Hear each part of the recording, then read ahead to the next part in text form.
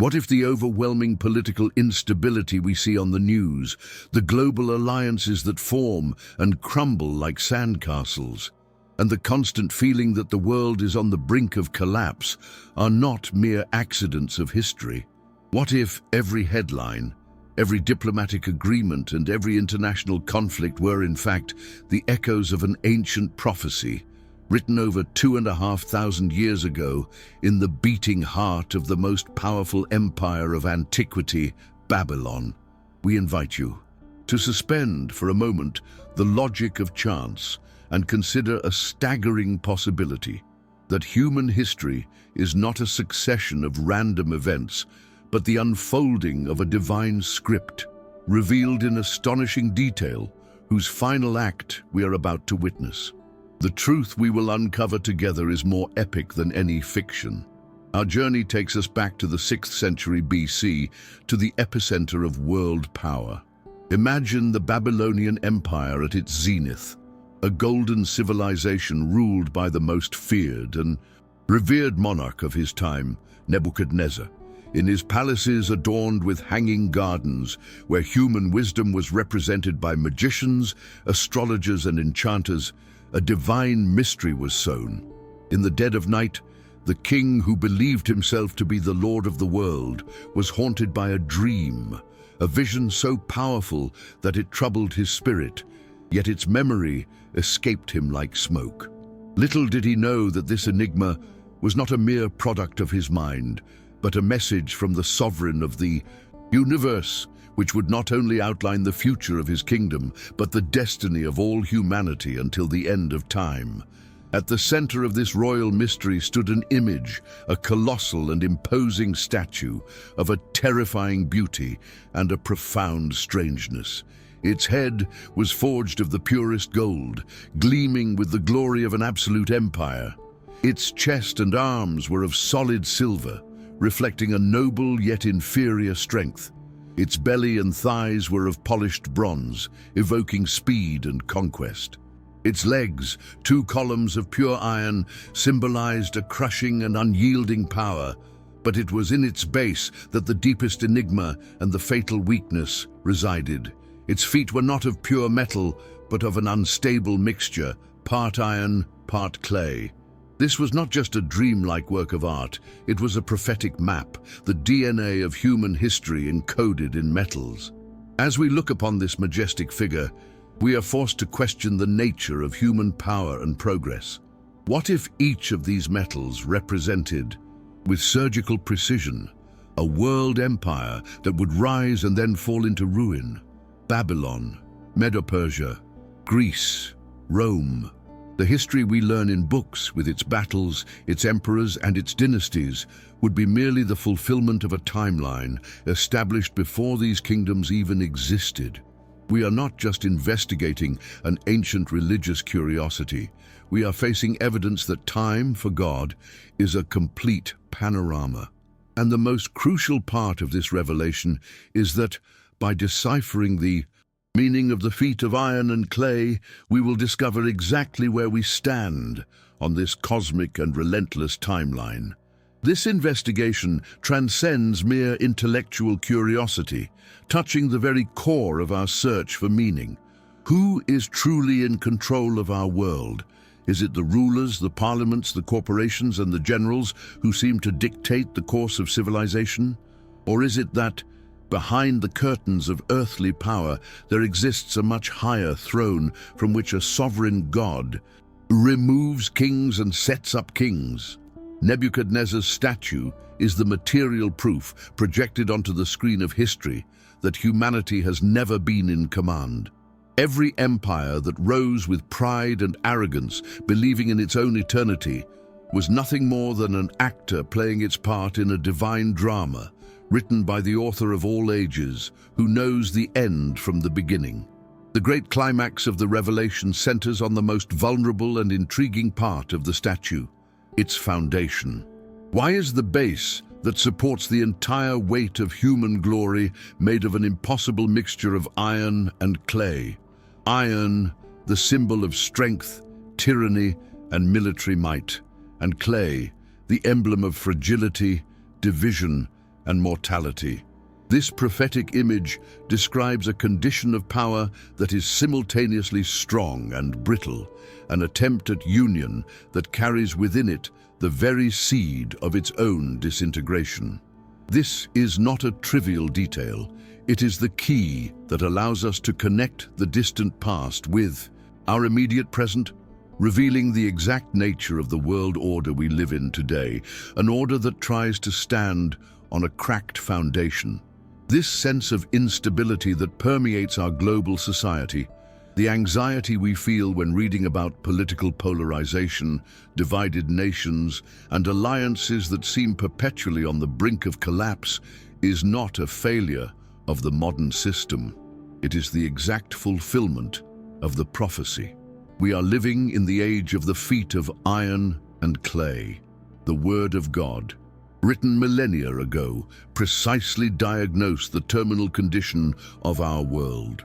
What for political analysts is a complex geopolitical puzzle, for biblical prophecy is the final, inevitable phase of a plan that is unfolding before our very eyes.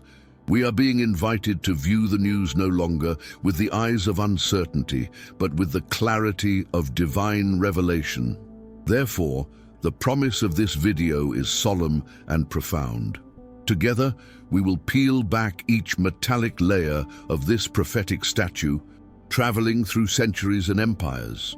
We will follow the rise and fall of nations, witnessing the unfailing accuracy of God's word. But our ultimate goal is to reach the base of this statue, our own days, to understand with clarity what it means to live in the time of the end. And more importantly, we will discover what the next final and cataclysmic event is that this same prophecy announces: the arrival of a mysterious stone, cut without the help of hands, that will smash the entire statue to pieces and inaugurate a kingdom that will never end. Prepare yourself, for history has a script. To understand the magnitude of this revelation, we need to be transported in time and space. Let us close our eyes to our modern world and return to 6th century BC Babylon, the epicenter of global power. We are in the palace of Nebuchadnezzar, a fortress of splendor and human arrogance. The city walls are so wide that chariots can race upon them. Inside the palace, the hanging gardens, one of the 7 wonders of the ancient world, defy the desert's aridity, proclaiming that man can subdue nature itself. The air is thick with the smell of incense, the sound of lyres, and the murmur of dozens of languages, for all subjugated nations pay tribute to this throne. Here, the glory of man has reached its peak, and power seemed absolute, eternal, and indisputable. In this scene of opulence reigns Nebuchadnezzar. He is not just a king, he is the personification of imperial power, a conqueror who crushed nations, including the kingdom of Judah, and who saw himself as the incarnation of his gods on earth. His word was law, his will, destiny. For him, history began and ended at his throne. He was the gold, the apex of human achievement, the highest point civilization could reach. In his mind, there was no higher power, no kingdom that could compare to his. He was the master of the known universe, a titan of bronze and ambition, ruling from the summit of the world. But it is precisely at the height of human pride that heaven chooses to intervene, silently and overwhelmingly. On a night like any other, as the Empire City slept under the watch of its stone gods, the God who inhabits eternity invaded the monarch's mind. Not with armies or thunder, but with a dream. A night vision, woven with the threads of the future, was projected into the king's soul. It was a revelation so profound, so laden with eternal significance, that his spirit was violently agitated. The dream was not a hazy fantasy. It was a solid truth, a structure of time and power that rose before him. Upon waking, the weight of the revelation remained, but the details, the images, the sequence of events were divinely stripped from him, leaving only a ghostly impression and a desperate urgency to understand what he had been shown. The anguish of the most powerful king on earth was palpable. How could he govern the present if the future had been shown to him and then veiled? That lost piece of knowledge became an obsession that eclipsed all the glory of his kingdom. He, who commanded armies and decided life and death, was now a prisoner in his own mind, a hostage to a celestial enigma. The sovereignty he believed he possessed was revealed to be an illusion. There was knowledge he could not access, a power that operated beyond his comprehension. His peace was gone, replaced by a deep terror, the terror of knowing there is something greater than himself, and that this something had spoken to him, and then fallen silent, leaving him in darkness. In his desperation, Nebuchadnezzar turned to the sum of all human wisdom in his empire. He summoned the magicians, the astrologers, the enchanters, and the Chaldeans, the intellectual and spiritual elite of Babylon. They were the guardians of the universe's secrets, the interpreters of omens, the men who read the stars and deciphered mysteries. They presented themselves before the throne, confident in their arts, their books of arcane knowledge, and their connection to the spiritual world. They represented the best that humanity could offer in terms of wisdom and insight. They were man's answer to the unknown, the intellectual security system of an empire that believed it had all the answers. They were about to face a question that would expose their total impotence. The king's command was a thunderclap that shook the foundations of their confidence. He did not merely ask for the interpretation of a dream he would recount, which would have been a challenge in itself.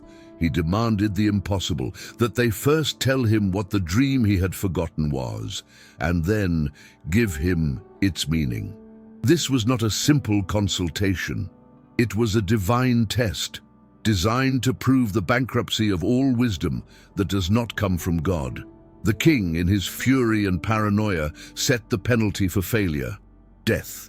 With a single sentence, the ruler of the earth, unknowingly, was serving the purpose of the ruler of the heavens, which was to demonstrate the impassable line between human knowledge and divine revelation. The silence that followed was a confession of defeat. The wise men, trembling before the king, admitted the universal truth their trade tried to hide. There is not a man on earth who can declare the king's matter. There is no other who can declare it before the king except the gods, whose dwelling is not with flesh. At that moment, in the center of world power, human wisdom capitulated. Astrology, magic, the science of Babylon, all of it bowed down and confessed its limitation. They could interpret what was known, but they could not access what was hidden in the mind of God. This moment of absolute failure was essential, for it created the vacuum that only true, divine wisdom could fill. This episode, therefore, transcends a mere dispute between a king and his advisors. It becomes a cosmic stage where the sovereignty of God is dramatically affirmed over the pretense of men. Nebuchadnezzar's dream was not just about the future. It was a lesson about the source of all knowledge. God was teaching the proudest man on the planet, and through him all future generations, that history does not belong to emperors, that the future cannot be deciphered by the stars, and that true wisdom does not reside in human libraries, but flows from the throne of the Most High. The palace of Babylon became a universal classroom on the majesty and lordship of God. As Babylon churned in confusion and fear, we are invited to lift our gaze to a higher reality. Imagine the throne of God, shrouded in inaccessible light, from where history is viewed not as a line of uncertain events, but as a completed work. From this eternal perspective, the Babylonian Empire, with all its golden glory, is just the first act in a 5-part drama. The empires that will follow, with their emperors and legions, are mere pawns on a cosmic chessboard, moved by the invisible hand of the Creator.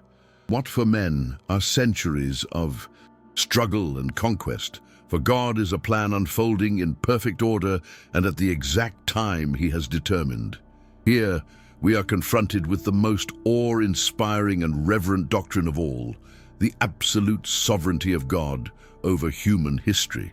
The prophet Daniel, who will be our guide on this journey, would later understand and declare this truth. He changes the times and the seasons. He removes kings and sets up kings. He gives wisdom to the wise and knowledge to those who have understanding. Nebuchadnezzar's power was not inherently his.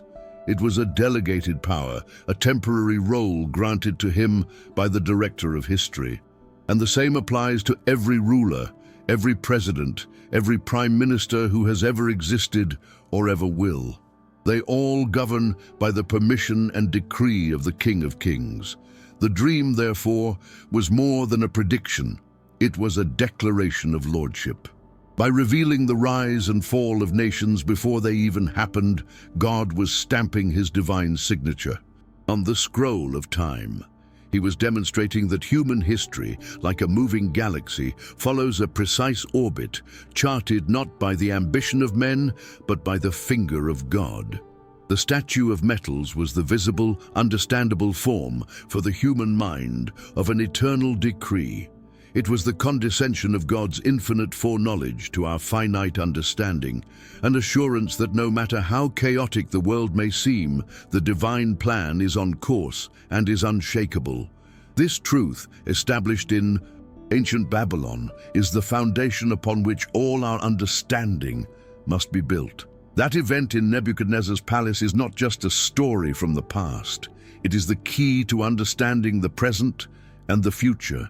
It teaches us to look beyond the headlines and the visible powers, to recognize the sovereign hand that guides events. If God could reveal the destiny of the world's greatest empires centuries in advance, then we can be certain that he is not oblivious to our time. On the contrary, he is showing us that the final era, that of the feet of clay and iron, is also under his absolute control, and that the final act of history will be his intervention, not ours. The moment the death decree is sealed and the wisdom of Babylon declares itself bankrupt, the divine narrative shifts its focus.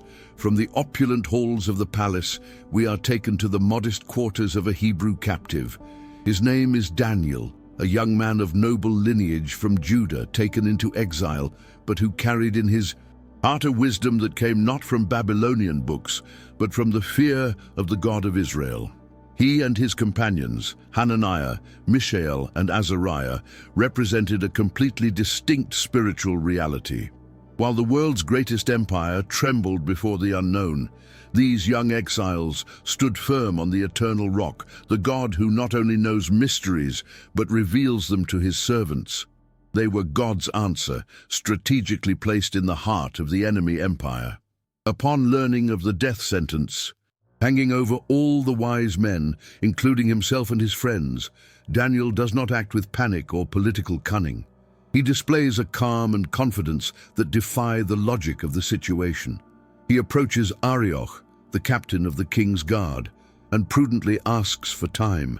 His confidence was not in his own ability to decipher riddles, but in the faithfulness of his God. He returns home and transforms his room into a sanctuary of intercession.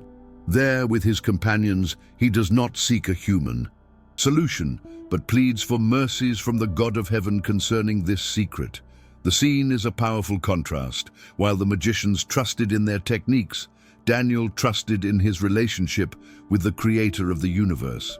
The heavenly response is not long in coming. In a night vision, the same channel through which God troubled the pagan king is used to bring peace and clarity to his faithful servant. The secret is revealed to Daniel. The statue, in all its glory and fragility, is depicted in his mind with perfect clarity, and its meaning is unveiled. Daniel's first reaction is not to run to the palace to save his life, but to burst forth in a hymn of worship. He blesses the name of God, acknowledging his sovereignty over time and history, his wisdom and his power. He reveals deep and secret things. He knows what is in the darkness, and light dwells with him. This prayer is the theological frame for the entire prophecy. What we are about to hear is not a human interpretation, but an echo from the throne room of the universe. Then Daniel is brought into the presence of the terrifying Nebuchadnezzar. The atmosphere in the throne room is thick with desperation and expectation. The king, accustomed to seeing men tremble before him, now places a spark of hope in this young foreigner. He asks, almost pleadingly, "Are you able to make known to me the dream which I have seen and its interpretation?" Daniel's answer is one of the most courageous and theologically profound moments in the entire Bible. He takes no credit. Instead, he begins by affirming the same truth the magicians confessed in their failure, but he uses it to glorify God. He establishes, beyond a shadow of a doubt, the origin of the revelation he is about to share, ensuring that all glory is given to the only one who deserves it. With a boldness born of faith, Daniel declares, "The secret which the king has demanded, the wise men, the astrologers, the magicians, and the soothsayers cannot declare to the king." He first annihilates any remnant of hope in human wisdom, clearing the stage of all other actors. He looks at the most powerful monarch in the world and essentially says, "Your entire structure of knowledge is useless before this question." This statement was not just to inform the king, but to re-educate him about the nature of reality.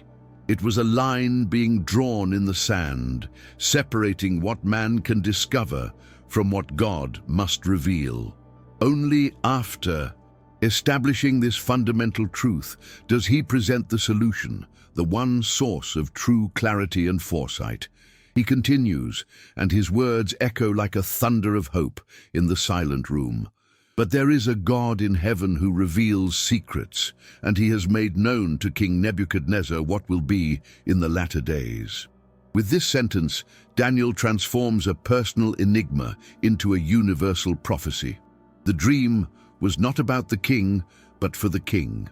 It was a concession from God, a map of the future that he was graciously unfolding. The revelation was not a trick to save the wise men's lives, but an invitation for the greatest ruler on earth to understand his place in God's eternal plan.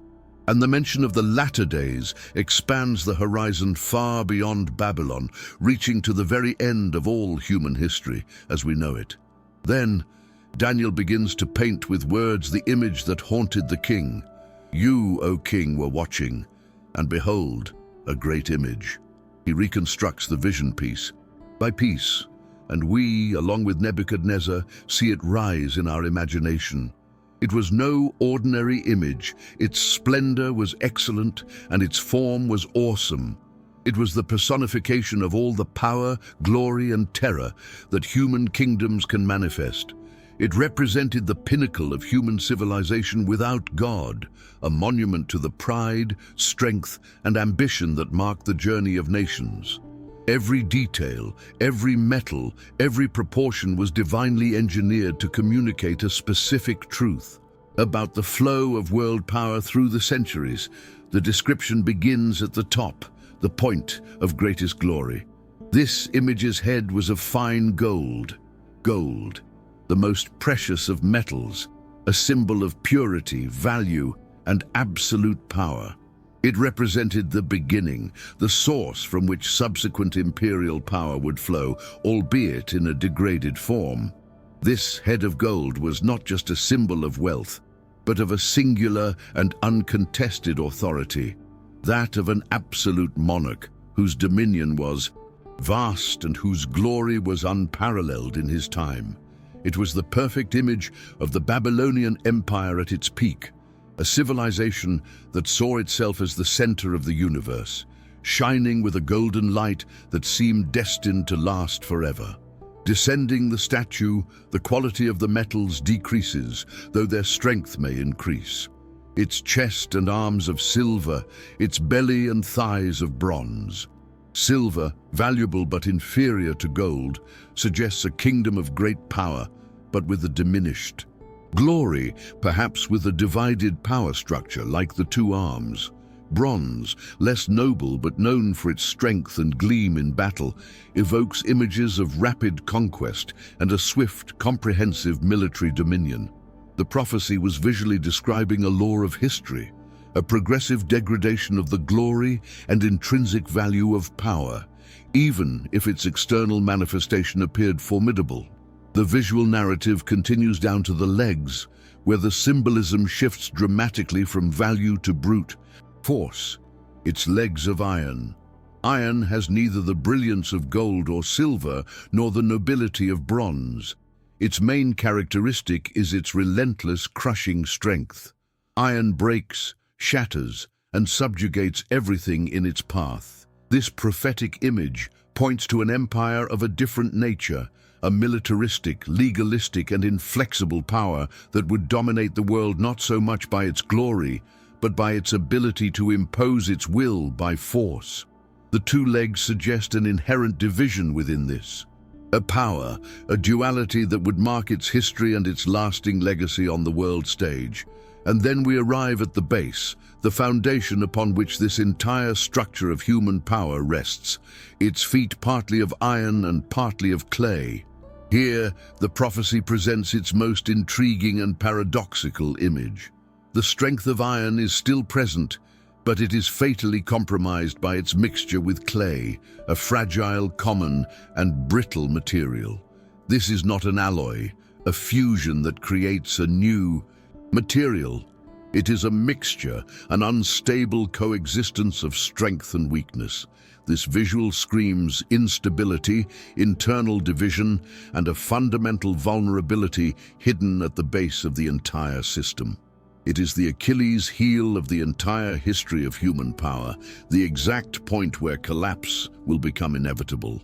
This mixture of iron and clay is the final enigma of the statue. It represents a state of affairs where strength and fragility coexist precariously. It is an attempt at union that is doomed to failure because, as the prophecy itself will later explain, iron does not mix with clay. The image evokes a condition of fragmented power, where strong and weak nations try to coalesce but remain fundamentally separate. The foundation of all human pride, of all its history of conquest and glory, is ultimately brittle and untrustworthy. It is a visual testament to the truth that any system built by human hands carries within it the seed of its own destruction. But the dream does not end with the description of the statue. As the king watched this colossal image, a new element of a completely different origin enters the scene. You watched while a stone was cut out without hands. This is a phrase of immense theological importance. The stone is of supernatural, divine origin, not crafted by human effort or ingenuity. It represents a direct intervention from heaven into the history of earth. It does not come to join the statue or to negotiate with it.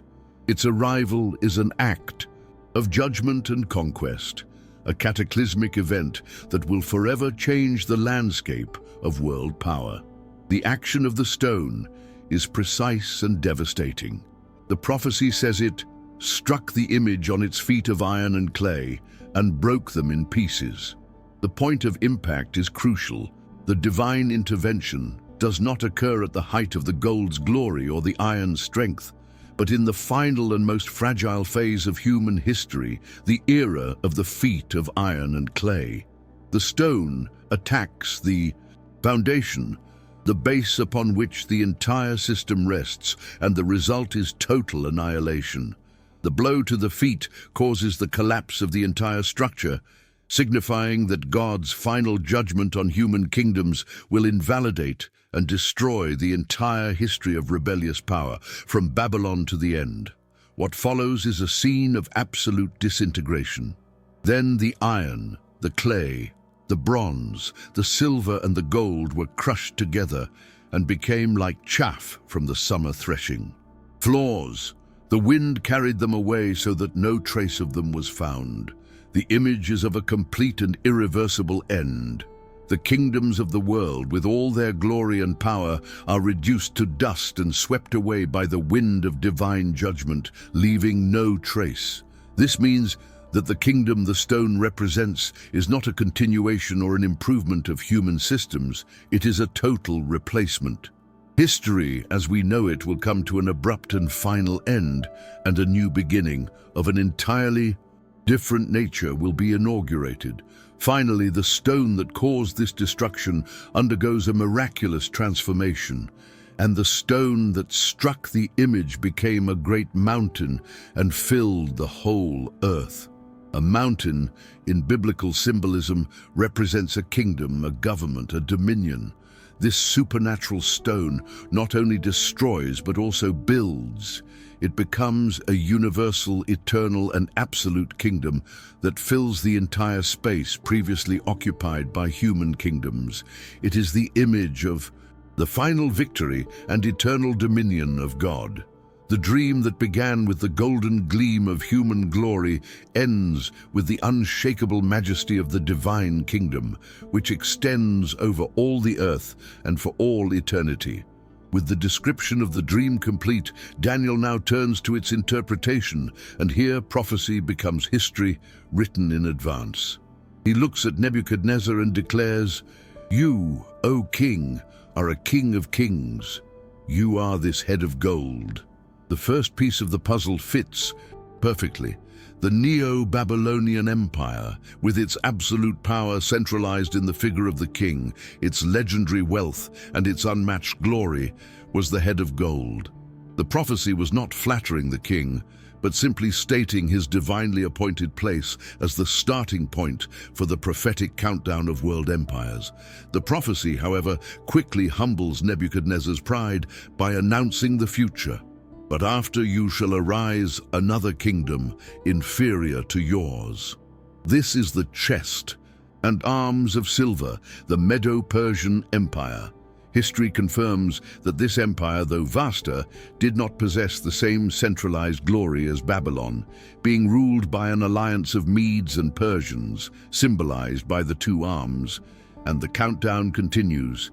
Then another, a third kingdom of bronze, which shall rule over all the earth.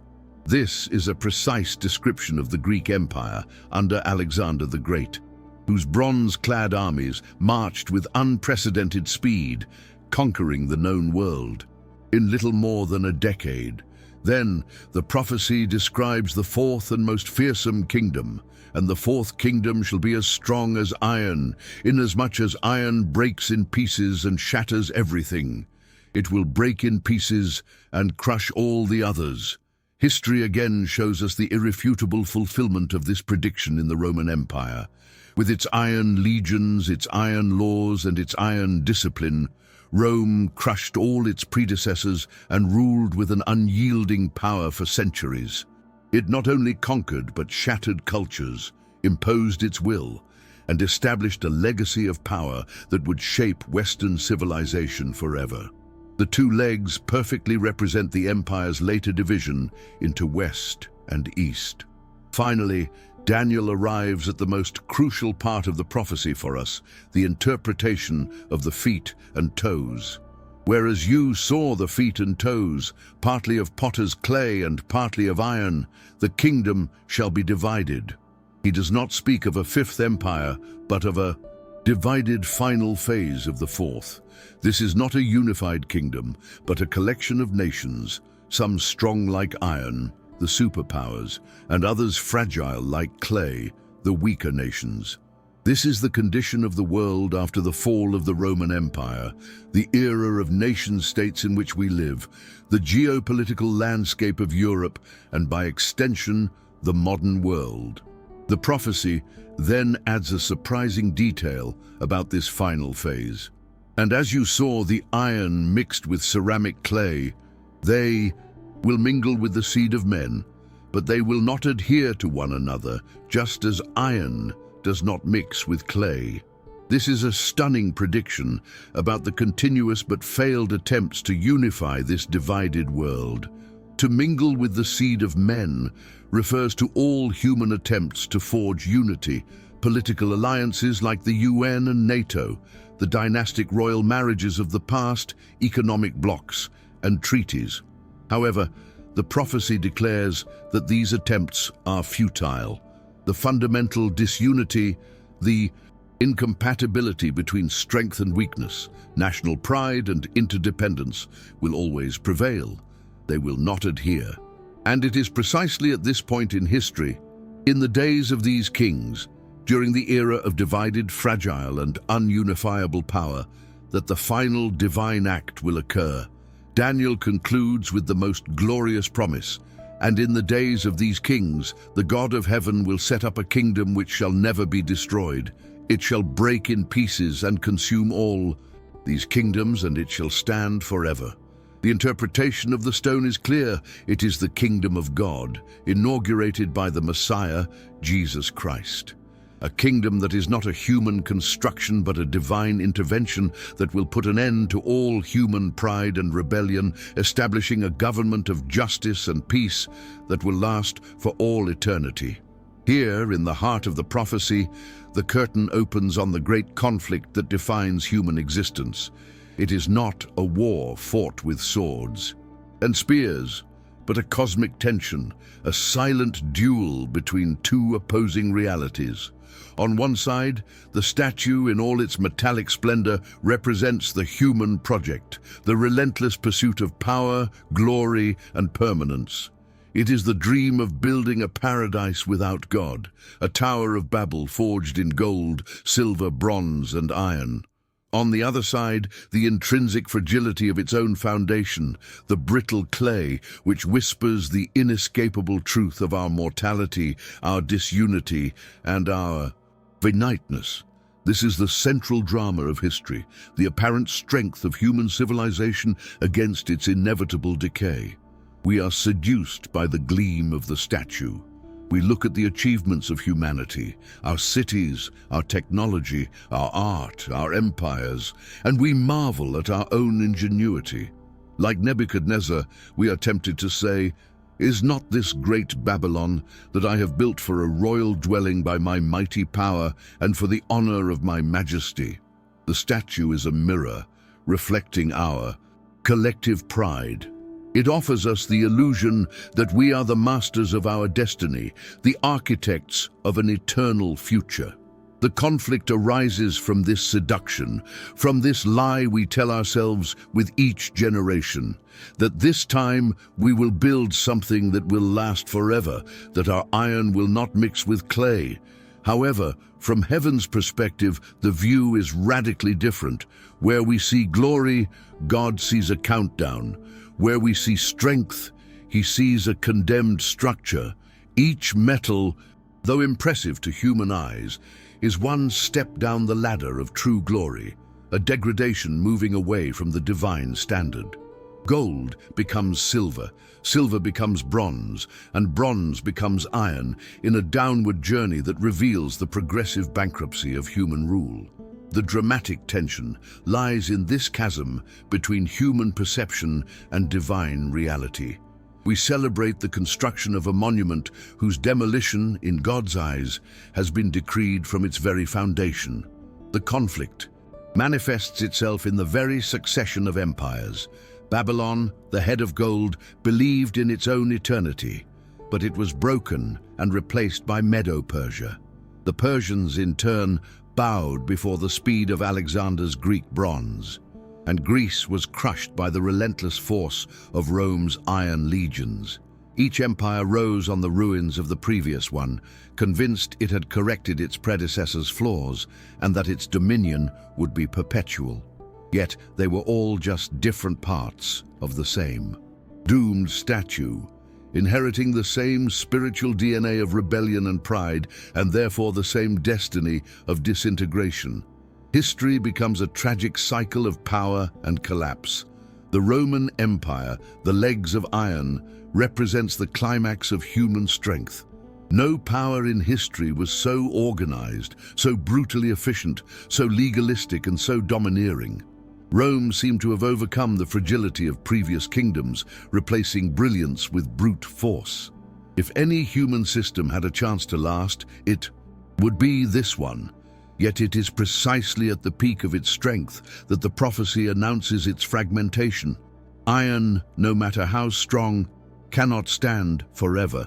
The tension reaches a critical point here, as the greatest demonstration of human power only sets the stage for the greatest demonstration of its inherent weakness. The inevitable transition from legs of iron to feet of iron mixed with clay. This unstable mixture of iron and clay is the final and clearest expression of the conflict. It is the Achilles heel of all human governments exposed for all to see.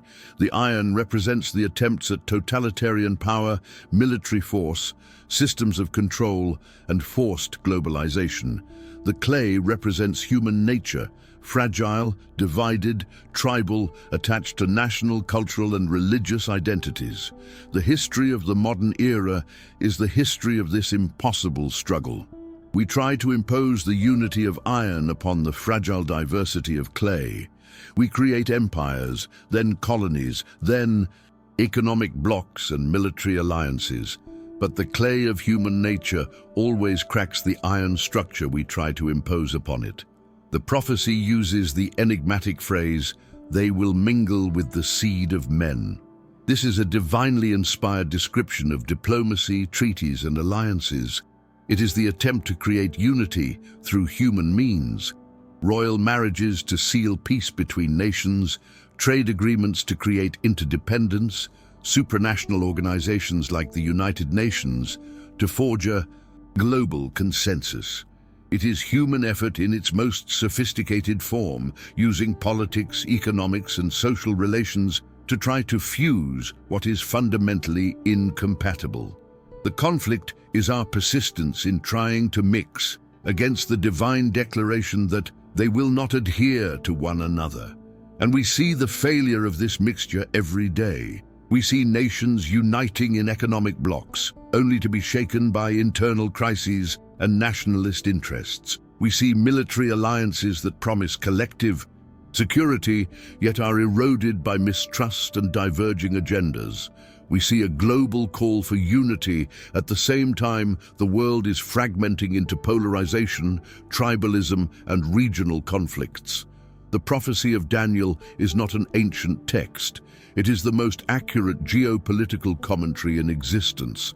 The tension we feel in our world, this sense that everything could fall apart at any moment, is the sound of iron grinding against clay, the audible proof that the foundation cannot hold. This conflict, however, is not merely political or historical. It is profoundly existential and spiritual. The statue does not just represent the kingdoms of the world, but the kingdom of self. Each of us tries to build our own statue of achievements, security, and pride. We build a head of gold with our career, a chest of silver with our relationships, bronze conquests, and an iron fortress of self-sufficiency. But inevitably, we are confronted with the reality of our feet of clay, our mortality, our weaknesses, our failures, and our brokenness. The struggle between the image we project to the world and the fragile truth of who we are is the same conflict as Nebuchadnezzar's statue on a personal scale. The tension deepens when we realize that this is a cosmic struggle between the creator and the creature. The statue, in its essence, is an idol. It is humanity worshipping itself, celebrating its own strength, and declaring its independence from God. It is the personification of the spirit that Lucifer inaugurated in heaven, the desire to be like the Most High. Every act of building this statue, every empire that rises, every ruler who exalts himself is an act of rebellion against the true King of the universe. The conflict, therefore, is not between different systems of government, but between the government of man and the government of God. It is a choice of allegiance, a battle for worship. This contrast is perfectly captured in the antithesis between the statue and the stone. The statue is man-made, glorious in its external appearance, but hollow and fragile within, and destined for destruction. The stone, on the other hand, is not made by human hands. It is of divine origin. It appears simple, without the metallic glory of the statue, but it possesses an infinite density and power. The statue represents visible, fleeting glory. The stone represents invisible, eternal strength. The dramatic conflict of history is the tension that precedes the inevitable impact between these two kingdoms. one built from the top down in pride, the other from the bottom up in humility and divine power. Humanity, in its rebellion, desperately tries to keep the statue standing. We patch the cracks in the clay with new laws, new technologies, and new ideologies. When one part of the statue crumbles, we rebuild it with a new material, a new form of government, a new philosophy. We move from monarchy to democracy, from imperialism to globalism, always believing that the next solution will be the definitive one. But the problem is not in the material, but in the foundation. We are trying to fix a structure that was designed to fall. The conflict is our futility against the inevitability of God's plan, our effort to postpone a judgment that has already been decreed. The antagonist of this grand narrative is not a single king or empire, but the statue itself. It is the collective symbol of human rebellion, the unified project of building a world without God. It is the visible manifestation of the kingdom of this world, which opposes the kingdom of God in its nature and its goals. Its values are power, pride, domination, and self-glorification. Its strength lies in its intimidating appearance and its ability to crush opposition. Its fatal weakness, however, is that it is founded on dust, on the clay of the creature who has forgotten its creator, and therefore it cannot stand. The hero, on the other hand, is the sovereign plan of God, culminating in the arrival of the stone, Jesus Christ and his kingdom. The conflict intensifies because the hero does not play by the antagonist's rules. He does not come with the gleam of gold or the strength of iron. His first coming was in humility, as a suffering servant, and his kingdom grows invisibly in the hearts of those who surrender to him. But the prophecy guarantees that there will be a moment of final confrontation, a climax where the seemingly passive strength of the stone will be revealed as a power infinitely greater than all the accumulated strength of the statue. The dramatic tension, therefore, places us exactly at the moment of maximum instability. We live in the age of the feet of iron and clay. We feel the tremors beneath our feet. We see the cracks widening in the structure of global civilization. The world is in a state of precarious strength and exposed fragility. The narrative has brought us to the edge of the cliff, to the exact prophetic moment when the statue's foundation is more compromised than ever before. The conflict is no longer a question of which metal will replace another. It is now a question of when the entire structure will come down. Thus, we are left with a sense of expectation and urgency. The statue is still standing, but it is wobbling. The nations of the world still try to unite, but division is stronger than cohesion. The human project has reached its final and most vulnerable stage. The conflict between human arrogance and divine sovereignty is about to be resolved in a definitive and cataclysmic way. Every news report of global instability, every broken alliance, every political crisis is a reminder that the clay is giving way. The great question that hangs over our generation, the climax toward which all of history has been pointing, is no longer if, but when the stone, cut without hands, will appear in the heavens for the final blow. We have now arrived at the moment of the great unveiling, the point of convergence toward which all history and all prophecy have been moving. We have journeyed from the golden opulence of Babylon, passed through the silver nobility of Medo-Persia, marched with the bronze speed of Greece, and felt the crushing iron strength of Rome. But now, the prophetic timeline catches up with us and confronts us directly. The ultimate revelation, the breathtaking climax of Nebuchadnezzar's dream, is this: the feet of iron and clay are not an empire lost in the mists of the past. They are a mirror. They are the precise, detailed, and unmistakable description of the global geopolitical landscape in which we, you and I, are living at this very moment. We are no longer reading about history. We are living inside it. The prophecy is not speaking of the past, it is decoding our present. This final phase of the statue is not a fifth world empire succeeding Rome. God's word is clear. It is a divided kingdom, a fragmented continuation of Roman power. This is exactly what history shows us. After the fall of Rome, no other empire managed to unify the world under a single government.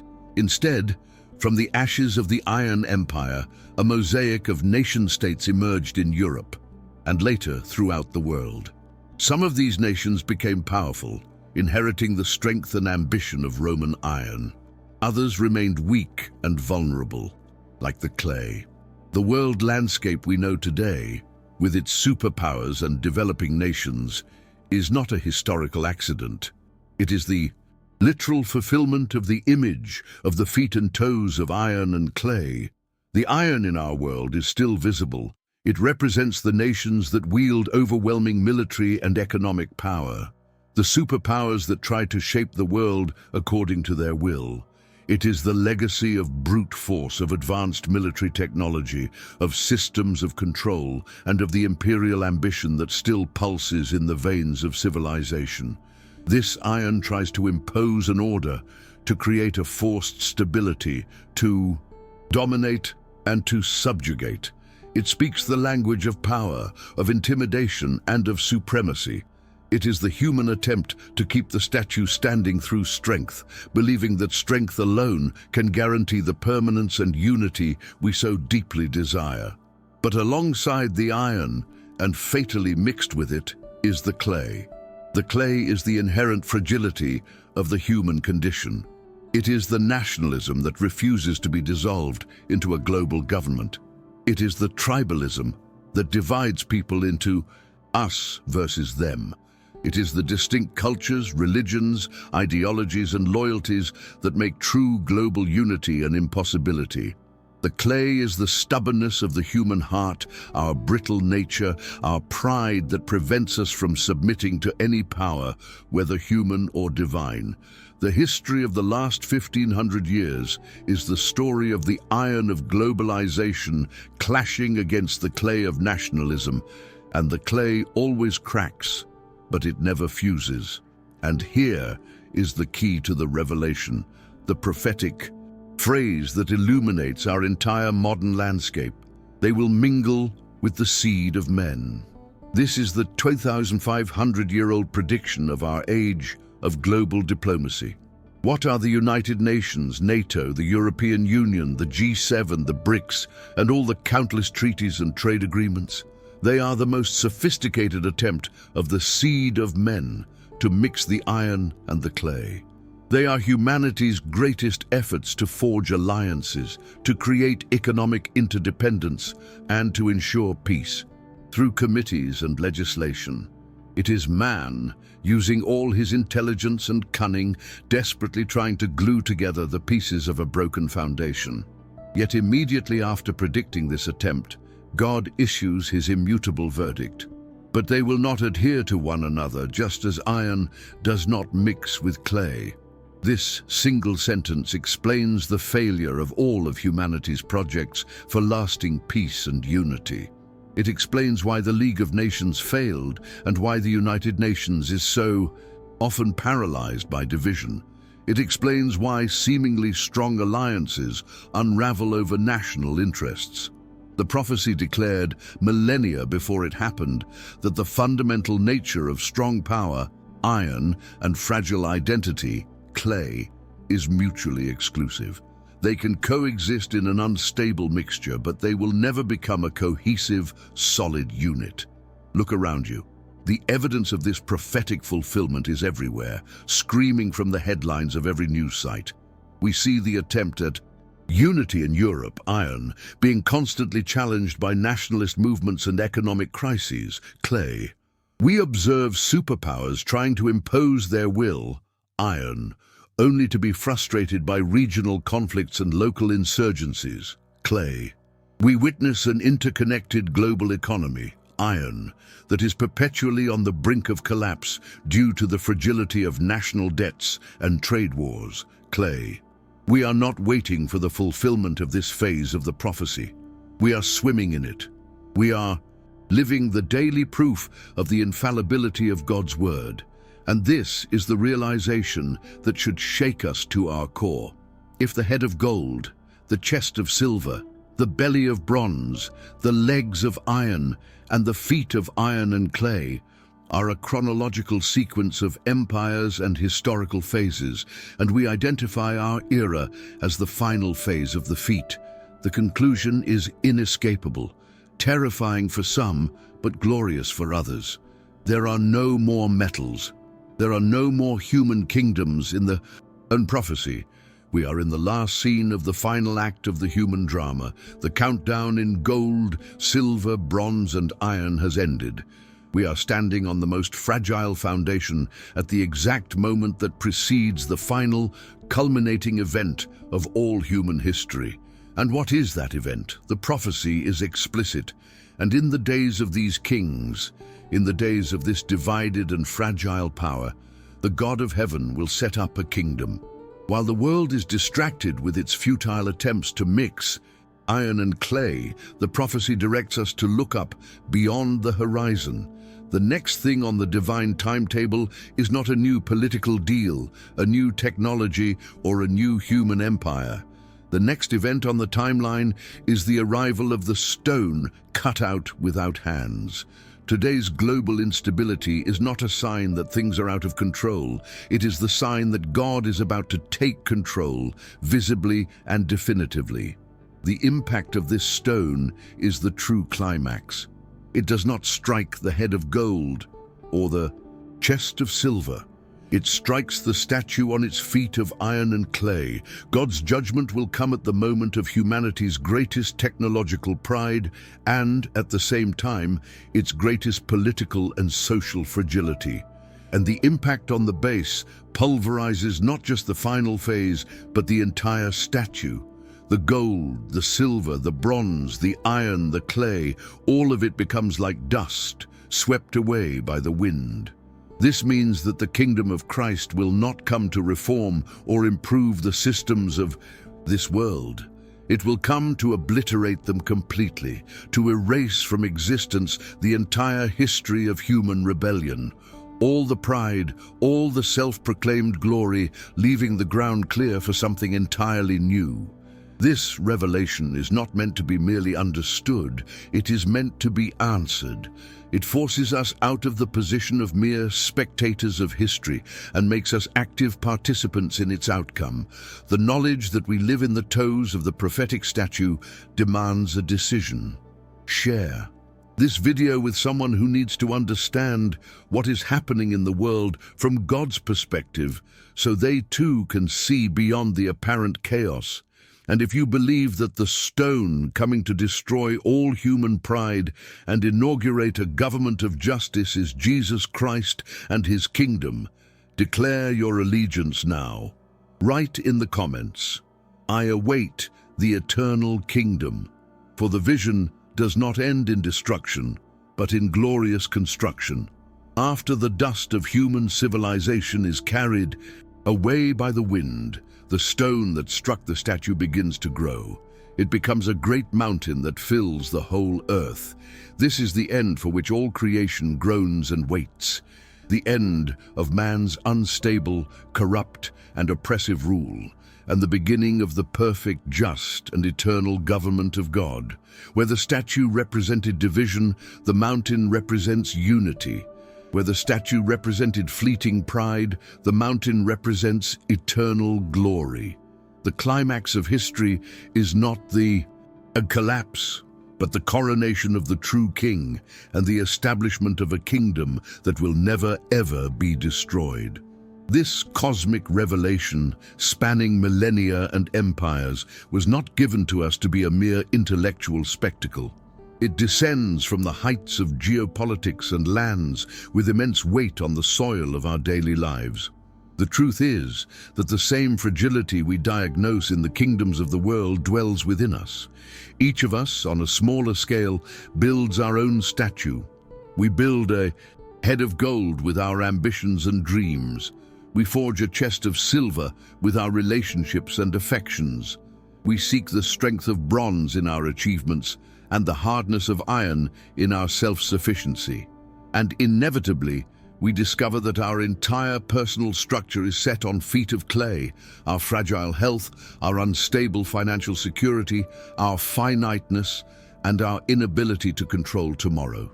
The crisis of the statue is the crisis of the human condition. Let's think honestly. Where do we place our deepest trust? In the government, which promises security but is part of the unstable mixture of iron and clay? In our career, which seems strong as iron but can turn to dust with an economic crisis or a layoff? In our health, our strength, our own wisdom? All of these are components of the statue. They are human systems, internal and external, that carry the code of disintegration in their DNA. The instability we see in the world is not just an external phenomenon. It is an echo of the instability we feel in our souls when we build our hope on anything other than God Himself. The prophecy of Daniel, therefore, is a diagnosis of our personal lives. This realization need not lead us to despair, though it may initially produce a holy anxiety. Realizing that the world's systems and our own strength are fundamentally unstable is the first step toward finding true security. The prophecy was not given to terrify us with the image of a collapsing statue, but to make us fall in love with the beauty and solidity of the rock that destroys it. The message is not one of ruin, but of rescue. God exposes the fragility of everything human to invite us to stand firm on the only thing that is divinely unshakable. The bankruptcy of the clay is not bad news. It is the invitation to transfer our foundation to the eternal rock. History, therefore, presents us with two realities, two foundations, two kingdoms, and every human being, consciously or unconsciously, is building their life on one of them.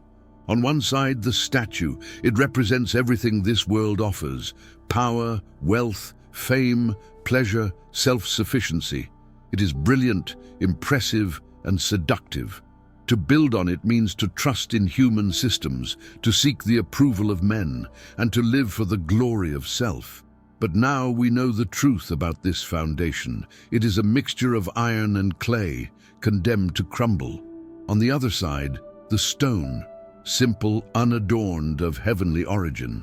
It represents the kingdom of God, the rule of Christ, truth, justice, and eternal life. The final invitation of this prophetic journey is, therefore, a decision, a choice that reverberates through all eternity. In which kingdom are you investing your life? Will you continue to polish the gold and strengthen the iron of your own statue, knowing it stands on feet of clay, about to be struck? Or will you, in an act of faith and surrender, abandon the condemned statue and plant your feet on the stone that cannot be shaken? This is not a question of religion, but of reality. It's not about which philosophy you prefer, but about which foundation will bear the weight of eternity and the storms of life. The statue promises glory now, but ends in dust. The stone demands surrender now, but promises a kingdom forever. To choose the statue is to choose a life of constant anxiety, trying to patch the inevitable cracks in the clay. It is to live with the fear that the next crisis, the next loss, the next failure will be the blow that brings everything down. It is to place your hope in politicians, economies, and yourself, knowing deep down that they are all fallible. It is an exhausting existence dedicated to sustaining the unsustainable. It is life under the shadow of impermanence, where every achievement is haunted by the certainty of its eventual dissolution, like a sandcastle before the inexorably advancing tide. To choose the stone, however, is to transfer your allegiance, your hope, and your identity to Jesus, Christ and His coming kingdom. It is to acknowledge your own fragility and cast yourself upon His unshakable strength.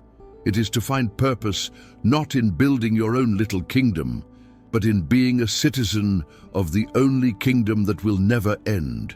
It means that even if the kingdoms of this world tremble, even if economies collapse and nations go to war, your soul is anchored in a reality that is above all the chaos. It is the discovery of the peace that surpasses all understanding, the peace of knowing that your future does not depend on the clay, but on the rock.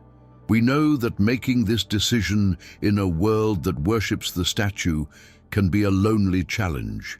That is why we want this space to be more than a video channel. We want it to be a community of hope. Many feel anxious about the future, overwhelmed by the world's instability. Let's use the comments as a place of prayer and encouragement. Leave your request, your struggle, or your doubt, and let us intercede for one another, strengthening our common hope in the eternal rock, reminding each other that we are not alone on this journey of faith. This is not a call for a future decision, for when life calms down or things get easier. The prophecy screams urgency at us. We are living in the toes of the statue. The cracks are widening. The sound of the clay breaking is the soundtrack of our generation. We are witnessing the last moments of the autonomous human era. The stone has already been cut and is in motion. The time to choose the foundation upon which you will spend eternity is now. Tomorrow, the impact may occur, and the opportunity to move from the statue to the stone may be gone forever. The door to the eternal kingdom is open today. Therefore, the question that must echo in your mind and heart, the question that defines destiny, is not complex, but it is the most important one you will ever answer. Look at your life, your hopes, your fears, and your trust, and then ask yourself, with total honesty, before God, are my feet planted in the brittle clay of this world, awaiting the inevitable collapse, or are they planted on the eternal rock that is to come, the unshakable kingdom of Jesus Christ? Your answer to this question defines everything. Do not let the revelation of the world's fragility leave you in fear. Let it fill you with a glorious hope. The end of human kingdoms is not the end, but the glorious beginning. It is the preface to the establishment of a kingdom where there will be no more division, no injustice, no pain, no tears. It is the fulfillment of the prayer that Jesus himself taught us to pray. Your kingdom come, your will be done, on earth as it is in heaven. The decision to transfer your allegiance to the stone today is your personal yes to this glorious future. It is the act of positioning yourself on the right side of history, the side of God's eternal victory. The statue will fall. This is a prophetic certainty. The mountain of God will fill the whole earth. This is a divine promise. Between the certainty of the fall and the promise of glory lies your decision. A decision that has the power to change not only how you see the world, but where you will spend eternity. Choose life, choose truth, choose security, choose hope. Abandon the crumbling clay and embrace the rock that stands forever. Choose the eternal kingdom.